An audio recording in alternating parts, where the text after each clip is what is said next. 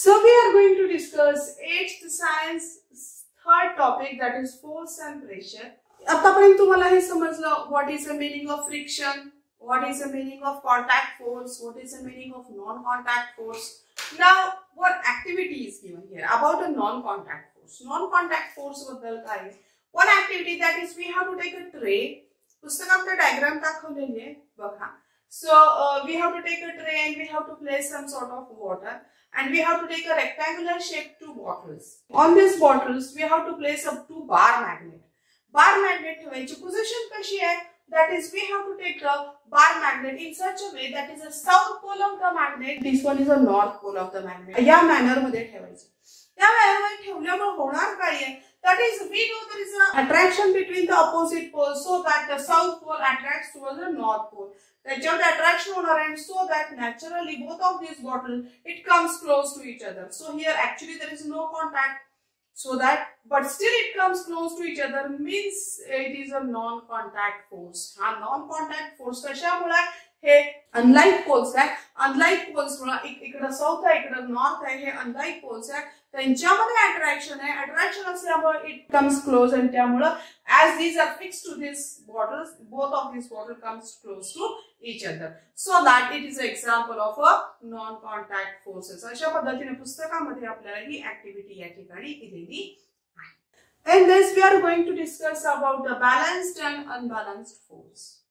Balanced and unbalanced force मराठीमध्ये आपण संतुलित आणि असंतुलित बल असं म्हणतो. So what is the exact meaning of a balanced force? Suppose the book is placed on the table. पुस्तक टेबल वर ठेवलेला आहे. So why it remains as it is? That is, there is a balancing between the book and the table is present, and so that the book remains on the table. The other example which is given on our book, that is particularly on the page number 15, there is a diagram is given. I am going to explain the diagram. Here is a table is given. On this table there is a card box is placed. We have to tie a thick string to its both of the sides and we have to place it on the table. We have to tie the weighing planks to the both of these ends. And what is the observation? Now the observation is that the box doesn't move. It remains as it is. Now why the box doesn't move? Why it remains stable? Because to the both of its side the balanced weight is tied. Balanced weight आहे जो pan आहे त्याचं वजन अगदी सारखं आहे ते त्या ठिकाणी लावलेलं आहे आणि त्यामुळे काय आहे, तो जो कार्ड बॉक्स आहे म्हणजे पुठ्ठ्याचा जो बॉक्स आहे हा पुठ्ठ्याचा बॉक्स त्या ठिकाणी हलत नाही. काय केलंय आपण? पुठ्ठ्याचा बॉक्स घेतलाय, त्याला दोन्ही बाजूने दोरी बांधलेली आहे, मधून ती दोरी गेलेली आहे, आणखी दोन्ही बाजूला वेइंग पॅन्स वजन तराजू जे आहे ते लावलेले आहे.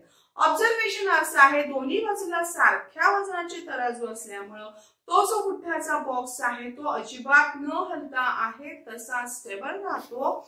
दिस is example of a balance force. का आहे? दोन्ही बाजूला सारखी वजन असल्यामुळे equal and opposite direction force लावला जातो and so that the box remains as it is, means it remains a stable condition. तो बॅलन्स राहतो, कुठल्याही बाजूला मूव्ह होत नाही. पण यामध्ये एका तराजूमध्ये आपण 1 किलोचं ठेवलं आणि दुसऱ्यामध्ये 2 किलोचं ठेवलं तर साहजिकच काय, नाव इट बिकम्स अनबॅलन्स. आणि ज्या ठिकाणी 2 किलो वजन ठेवले त्या ठिकाणी तो कार्ड बॉक्स काय आहे, मूव्ह होणार आहे, त्या बाजूला तो पडणार आहे. It will fall in the direction in which the more weight is placed, so that now it becomes unbalanced force. त्या ठिकाणी आता काय आहे, अनबॅलन्स झालं. एका ठिकाणी 1 kg ठेवलं, दुसऱ्या ठिकाणी 2 kg ठेवलं, अनबॅलन्स फोर्स आहे. त्यामुळे ज्या ठिकाणी जास्त वेट आहे त्या ठिकाणी तो बॉक्स काय होणार आहे, मूव्ह होणार आहे. अशाच पद्धतीचं दुसरं आपल्याला एक्झाम्पल दिलेलं आहे.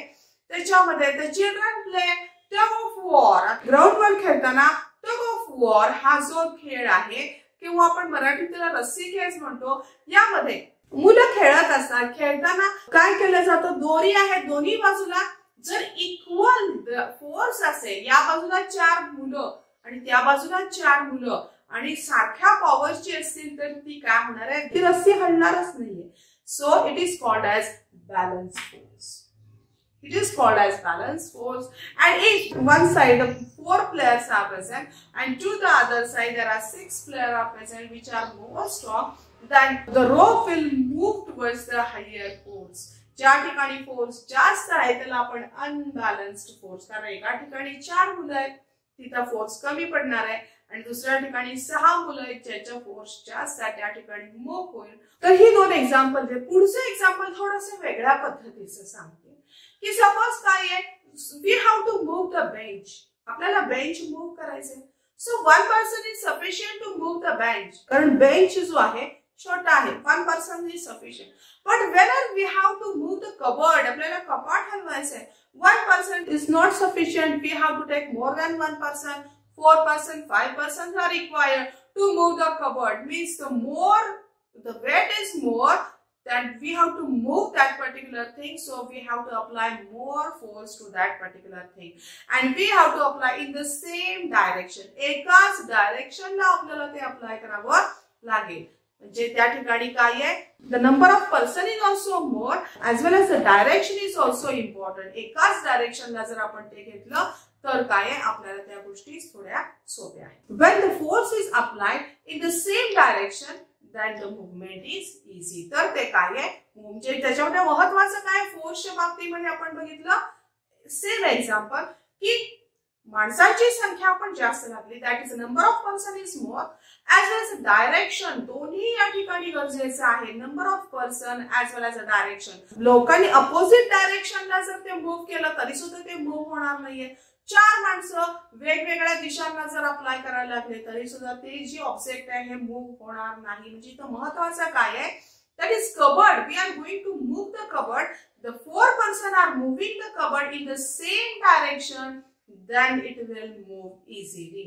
इथं पर्सनची संख्या जास्त आहे, means the number of person is more. That is also important, as well as the direction is also important. From this, we can say that it is essential that the force is the vector quantity in which the direction as well as the magnitude, we call it as a vector quantity. So what is the exact meaning of magnitude? आपण या ठिकाणी म्हटलं काय आहे, tug of war आहे की आपण रस्सी खेच करतोय. 4 मुलं आहेत, या ठिकाणी 6 मुलं आहेत. Here the 4 person, here there are the 6 person. So that here the magnitude in which there are the 6 person are present, the magnitude is more. Magnitude is more means it requires magnitude as well as a direction. एकाच direction ला तुम्ही car ढकलायला लागलोय, आपण car ढकलतोय, एक मनुष्य ती car हलतच नाहीये, पण 4 माणसं आली एकाच डायरेक्शनला जर ढकलायला लागली एक कार मूव्स. त्यामुळे ती कार ही पुढे ढकलत जाते. की जसं कबर्डचं पण एक्झाम्पल दिलेलं आहे की 4 माणसं आली तर ते कबर्ड हलतंय, मीन्स डायरेक्शन त्याच्यामध्ये महत्वाची. From this we can say that in the force both of these things are very important, that is magnitude. मराठीमध्ये आपण परिमाण हा शब्द वापरतोय. magnitude as well as the direction, दिशा. मी कुठल्या दिशेला, अपोजिट दिशेला जर आपण वापरलं तर त्याच्यामध्ये डिफरन्स येतो. आणखी एकाच दिशेला आपण जे दिशा, डायरेक्शन इज व्हेरी इम्पॉर्टंट. एकाच दिशेला जर आपण करणार आहे, जर त्याला मूव्ह करणार तर त्याच्यामध्ये ऍडिशन होतं. अँड द कार किंवा व्हॉट एव्हर जे कबर्ड आहे it moves. So that we can say that it is a force is a vector quantity. पुढचं स्टेटमेंट असं आहे बघा, a force applied on stationary object it moves its speed. बघा stationary, the force is applied on the stationary object it moves its speed. आपण example बघितलं की हे काय आहे, डस्टर आहे, स्टेशनरी आहे. whenever we are applying the force it moves its speed. याचा स्पीड हा अधिक आहे, स्पीड हा 0 आहे. आता काय आहे, त्याचा स्पीड काय होतो, सम सॉर्ट ऑफ काही स्पीड आहे हे आपण त्याला जेव्हा एक्सटर्नल फोर्स लावला तर ह्याचा स्पीड हा वाढतो. On the other hand whenever I applying the force, मला मी त्याला फोर्स अप्लाय केला, अशा पद्धतीने अप्लाय केला, then it moves the direction. Force apply करून we can change it speed as well as direction. की मला मी जर अशा पद्धतीने लावला तर काय आहे, मी नुसता फोर्स लावलाय so that it can changes its speed. 0 speed पासून याचा स्पीड काहीतरी वाढलाय. Again I am applying force. मी त्याला फोर्स अप्लाय करून I can change the speed as well as I can change the direction of the object. ऑब्जेक्टची direction सुद्धा आपण काय करू शकतो, बदलू शकतो. आधी हे याच पद्धतीने चाललंय. Again I am applying some force and I can change the direction of the object. म्हणजे काय आहे, फोर्स मुळे आपण काय आहे, ती जी ऑब्जेक्ट आहे, ऑब्जेक्ट म्हणजे वस्तू, कोणतीही वस्तू we call it as a object. नाव ही जे ऑब्जेक्टला आपण काय आहे त्याचं स्पीड बदलू शकतो, तसंच आपण त्याची डायरेक्शन, दिशा सुद्धा बदलू शकतो. As well as when the object is in motion. Object already motion मध्ये आहे. सायकल वरून आपला मित्र पुढून येतो. We can stop him by applying force. आपण काय करू शकतो, मित्र छोटी मुलं आहेत, समोरून आपला मित्र सायकल वरून येतोय, आपल्याला त्याला थांबवायचं. आपण काय करतो, आपण त्याला थांबवू शकतो. सो वी कॅन कशा पद्धतीने बाय अप्लाइंग फोर्स आपण बल लावू शकतो आणि आपण मित्राला थांबवू शकतो. Means object is in motion and we can stop it by using the external force. आपण स्वतःचा फोर्स लावून आपल्या मित्राला, ती जी बायसिकल आहे त्या बायसिकलला आपण स्टॉप करू शकतो. We can also apply the force and we can change the shape. काही गोष्टी अशा असतात की ज्या रिजिड नाहीत, ज्या कठीण नाहीयेत, त्याचा आपण काय, we can change the shape of the object. For example we can change the shape of the object. जे स्पंज आहे, स्पंज म्हणा किंवा रबरचे बॉल असतो, पोकळ बॉल असतो. We can apply the force and we can change the shape of the ball. As well as do आपण करत असतो. आपली आई घरामध्ये कणिक मळत असते, दॅट इज नीडिंग डो. नीडिंग डो. आई जेव्हा आपली कणिक मळते तेव्हा ती काय आहे, त्या कणकेचा आकार बदलते. किंवा दुसरं एक्झाम्पल आपल्याला दिले आहे, that is about the potter. कुंभार काय करतो की तो मडक्याला शेप देत असतो बाय चेंजिंग द शेप. त्याचा असं ते गोल फिरवायचं जात्यासारखं असतं, त्याच्यावरती तो काय करतो, तो मातीचा गोळा ठेवत असतो. And he is changing the shape of that mud and he forms the pot. आणि अशा पद्धतीने he give shape to that pot. As well as we can also give the example about the rubber. We can stretch the rubber and we can change the shape of the rubber. So that these are some sort of examples in which how to apply. Whenever we are applying the force in a certain direction, then there is a change in the shape of the object which are particularly flexible. की जे flexible आहेत, लवचिक आहेत, अशा प्रकारची G object आहे त्याच्या आपल्याला काही एक्झाम्पल्स ही दिलेली आहे. You also give me some other examples.